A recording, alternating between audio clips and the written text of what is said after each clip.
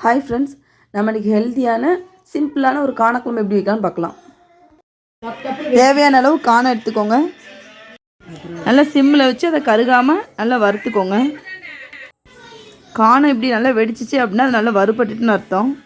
இதை ஆற வச்சு உடச்சி தொலியை எடுத்துட்டு சுத்தம் பண்ணி வச்சுக்கோங்க. அதேமாதிரி நான் இப்போ சுத்தம் பண்ணி வச்சுருக்கேன். காணத்தை அப்படியே மிக்ஸி ஜாரில் மாற்றிக்கணும். 1/2 ஸ்பூன் ஜீரகம், சின்ன நெல்லிக்காய் சைஸுக்கு புளி எடுத்துக்கோங்க. நான் 6 வத்தல் எடுத்திருக்கேன்.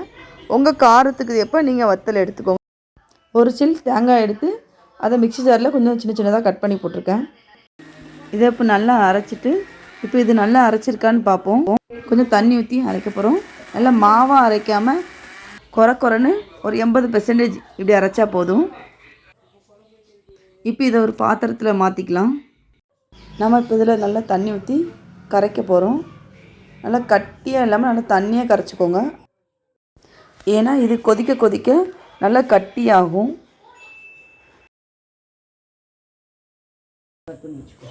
ஒரு பாத்திரத்தை எடுத்து அடுப்பில் வச்சுட்டு பாத்திரம் சூடானதும் கொஞ்சமாக ஆயில் விட்டுக்கோங்க.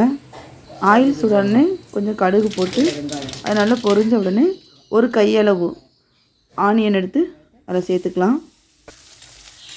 லைட்டாக வதக்கி விட்டுக்கோங்க. ரொம்ப வதங்க வேண்டாம், லைட்டாக வதங்கினா போதும். கொஞ்சம் பொன்னிறத்தில் வதங்கின உடனே கொஞ்சமாக கருவேப்பிலை போட்டு அதை லைட்டாக வதக்கிக்கலாம். உங்களுக்கு தக்காளி வேணும் அப்படின்னா அதை சேர்த்து வதக்கிக்கோங்க. இங்கே பார்த்திங்களா, இப்படி தான் நல்லா தண்ணியாக கரைச்சி வச்சுருக்கணும். நாம் இப்போ இதை பாத்திரத்தில் ஊற்றி நல்லா கொதிக்க வச்சு ரெடி பண்ண போகிறோம். ஃபயரை கொஞ்சம் ஃபுல்லாக வச்சுட்டு நம்ம நல்லா கொதிக்க விட்டுடலாம். கொஞ்சமாக மஞ்சள் பொடி, தேவையான அளவு உப்பு போட்டு நல்லா கிண்டி விட்டுருவோம். ஒரு 2 நிமிஷம் 3 நிமிஷத்துக்கு ஒருக்க ஓப்பன் பண்ணி நல்லா கிண்டி விடணும், இல்லைன்னா கீழே அடி பிடிச்சிரும். மூடி வச்சுட்டு ஒரு 2 நிமிஷம் கொதிக்க விட்டுருவோம். மறுபடியும் ஓப்பன் பண்ணி நல்லா கிண்டி விட்டுக்கலாம். அப்படின்னா தான் அடி பிடிக்காது.